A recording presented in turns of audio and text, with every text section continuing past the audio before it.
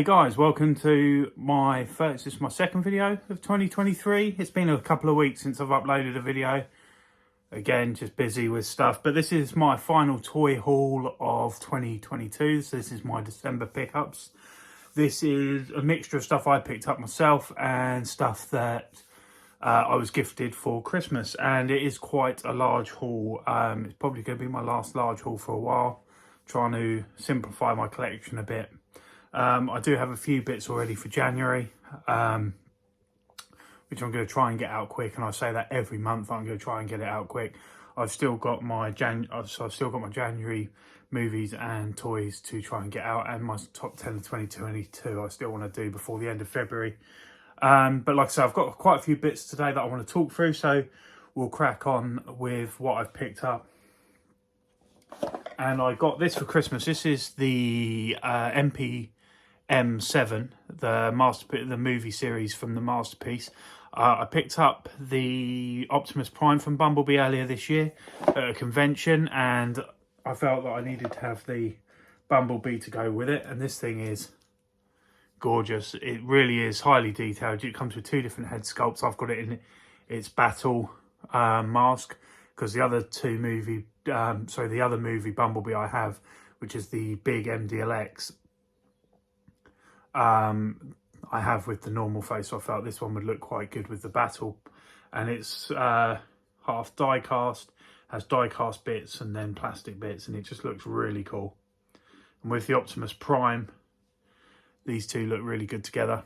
I got a really good deal on that. I picked that up at a convention, and then my mother-in-law gave me the money for it and gave it to me for Christmas. But the guy who was having such good deals that I picked this one up as well.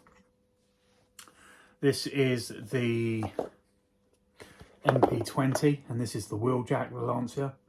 Always been a big fan of the design of Wheeljack, and although I normally only go in on Bumblebee and Optimus Prime when it comes to the more high end, I did pick up Wheeljack because it was such a good deal. I paid around $20 for this, £20 for the MP. And he's even got his little toolbox there in his hand. So that's the Wheeljack, Masterpiece Wheeljack. Really nice looking figure there. If you know these Masterpiece figures, they are really nice quality. For me, the Bumblebee's slightly better than the Wheeljack, but the Wheeljack is nice looking. Very G1-esque. Love that figure. And like I say, for the price I paid $60 in total for the Bumblebee and the Wheeljack, which I thought was a tremendous deal. What else have I got? I got a present from my brother for Christmas. This is the McFarlane Bane, and this guy's a beast. Absolutely huge. I haven't got another figure here to compare him to, but I have got, what have I got here that I could compare him to? Here you go. This is the Night Watch Mando. Give you an idea of a standard 6-inch figure next to this Bane. He's a big boy. Bane's always been one of my favourites. I used to cosplay as the Tom Hardy Bane. Haven't costumed for a while, but yeah. And this guy's an absolute tank. Got his Venom tanks there on the back. Real shelf presence for this guy. Was thinking about picking him up for a while. Then my brother asked what I wanted for Christmas, and I said, well, you can grab me this guy. Really good. Nice articulation in the wrists and the hands. And just a big presence on the shelf. So that's the Masterpiece, sorry, not Masterpiece, McFarlane Bane. And as I just showed it, this is my only Star Wars pickup for the month, I think. This is the Night Watch Mando. Again, picked this guy up at a convention. Then my mother-in-law gave me the money for it, so he got put away for Christmas. Just got a good deal on this as well. The guy is I can't remember the name of the store. I do apologise. If I remember, I'll put it at the bottom of the screen here. All the Cool Stuff, I think it was, actually. They did give me a really good deal on this. And I just wanted it to complete that set. Thought it looked really good on the shelf with Bo-Katan, Cosca Reeves and Axe Woves. So that's the Night Watch Mandalorian there from Black Series. I got some. I picked up the first wave of Hasbro's new Dungeons and Dragons wave. And this is Bobby, the Barbarian.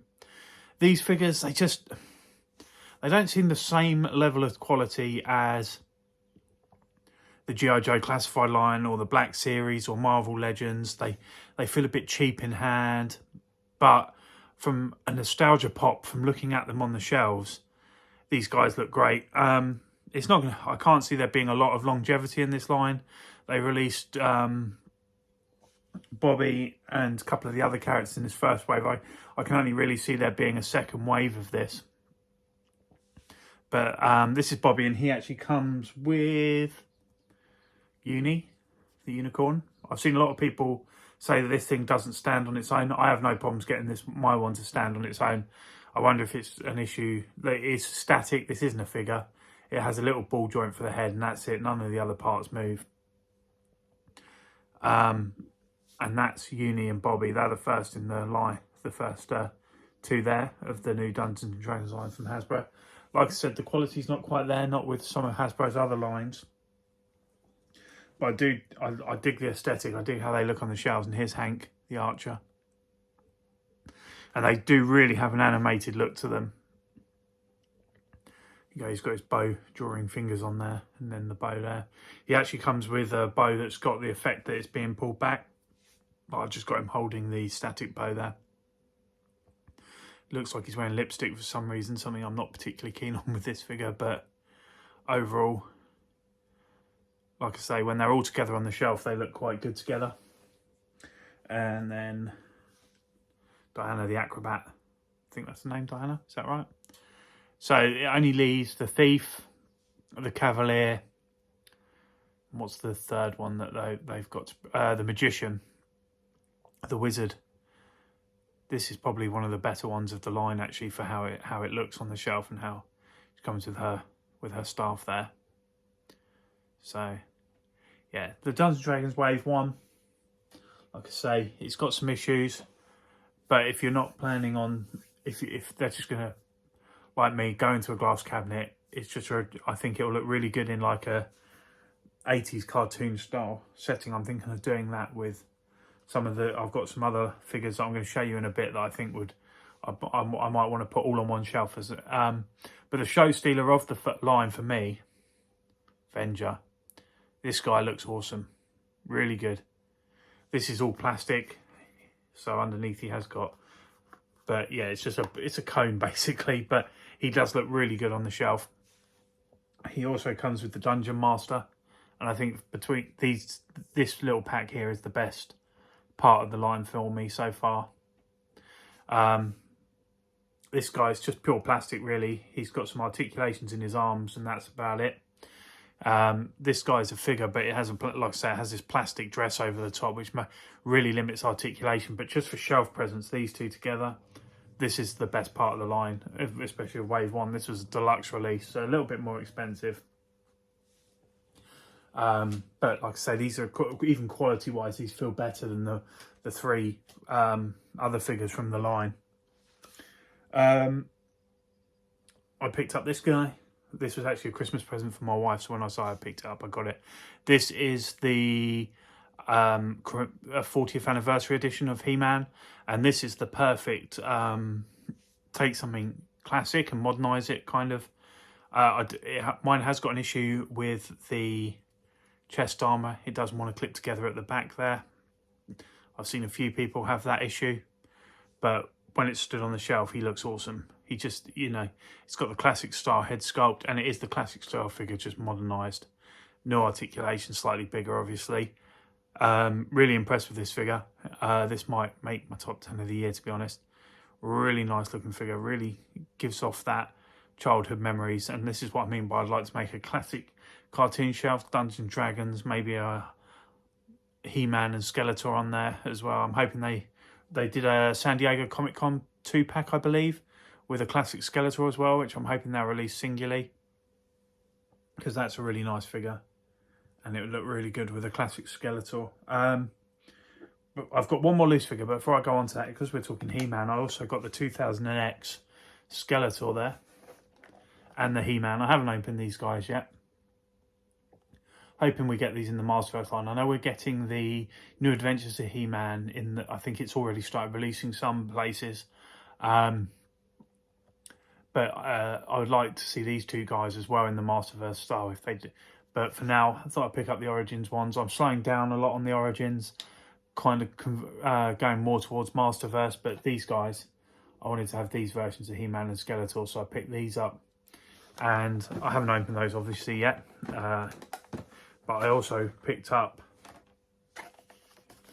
Whiplash. Whiplash was one of my favourite figures as a kid. So even though I'm beginning to like come out of the Origins lines, this is one I had to have. So I picked him up. Whiplash. When I say I picked these up, sorry again, all the He-Man stuff was presents from my wife for Christmas. So she got me those and this. And the 40th anniversary one. But yeah, Whiplash there. Oh, I will open these guys up eventually. Just haven't got round to it yet. I feel like I'm missing a figure, so I might have to... I am missing a figure. In fact, I know which one I'm missing. I'll grab him in a second. But this was a present as well. This is the Chase edition of The Last Ronin, the black and white version. I've got the colour version. I've shown that already. But this is the black and white version. This looks really cool. I think I'm going to leave this one in package for now. I haven't opened my colour one yet. I've opened the NECA version, which is a really cool figure. But for now, this one and the coloured one I haven't opened yet. And I think this one I'm going to leave in box because I really like how it looks in the box with the black and white box. And then yeah, really cool looking figure, that one. That was a present as well from a friend of mine.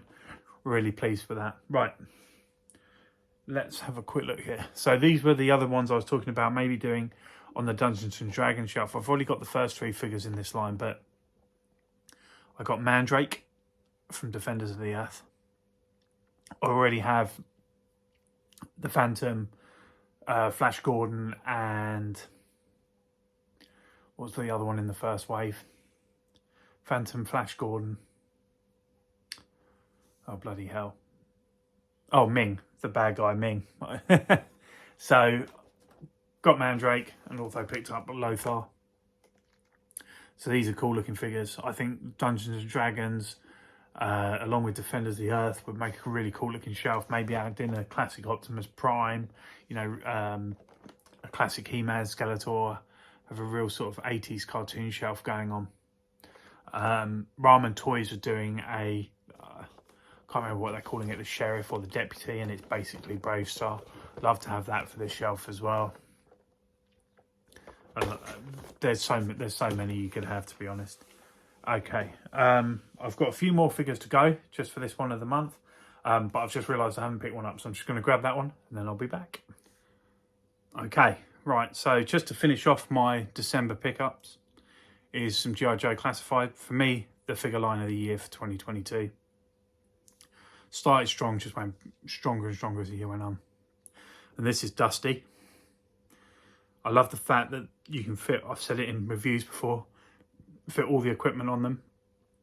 So, yeah, he's got his goggles, they come off. I've just put those around his head for now, but yeah, they will actually come off. So, he's got his goggles there, his little sand hat. Just a really cool looking figure. So, yeah, that's Dusty from G.I. Joe Classified. He's got his other goggles around his neck. I was just trying to fit everything on him so I didn't have to keep anything in the box, to be honest. But you can take those off.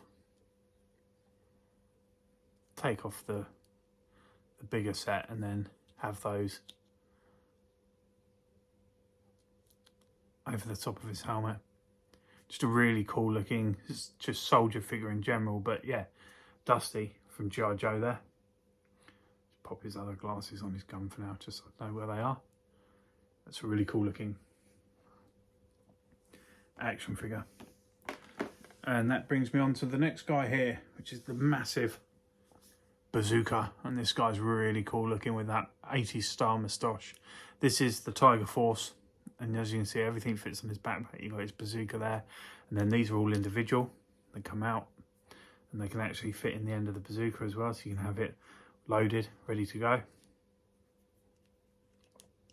I've just got him all static at the moment until I get around to sorting out my my G.I. Joe display, which really needs to be done. Everything fell over in the shelf and I haven't got around to picking it all up yet. So yeah, that's Bazooka there from G.I. Joe. Really cool looking. This is one of my favourites of the year. And that leaves me with 2 more figures. The Crimson Guard, which I haven't got around to opening yet. And the other one that I haven't got around to opening yet, the 2 army builders, the Python Patrol Officer. Love the colour on this one, the green there. These 2 both look really cool. So yeah, these are the G.I. Joe Classified, Crimson Guard and Python Patroller. So like I say, quite a few bits and pieces there for the month of December. I've got a nice but small little haul for January. I've got some movies as well to talk through for January, and I've already got 1 or 2 bits for February, and we're only a couple of days in. But like I say, it's going to slow down. Both my pre-order lists for DVDs and toys have really dropped off. I'm going to be looking maybe to sell off some of my collection. I really want to. All my shelves are very cluttered and full, and I'd really like to spread out some of my high-end stuff, like my Hot Toys and stuff. And unfortunately, that means there might not be some room for the lower-end sort of toys. I've just got to decide how I'm going to do it, and then what's going to go and what's going to stay. But it's just, I think I've got to decide which lines I want to keep and which ones are going to go. But first up will be my top 10 figures of 2022, which I'm hoping will be up within the next week. And then I've got 2 movie hauls to record as well, my January and my December, and my January toy haul as well. So there's, hopefully if I get these all done in time, there should be about 4 videos in the next couple of weeks. So yeah, if you're new to the channel, thanks for watching. Thanks for getting this far. I'd love it if you could give me a like and subscribe. Even hit the bell so you're notified next time I upload a video. Thanks for taking your time to watch my stuff. You can find me over on Instagram and TikTok at NerdMania80. And here, obviously, every week or 2 when I get around to filming. Thanks again, guys. I'll see you next time. Goodbye.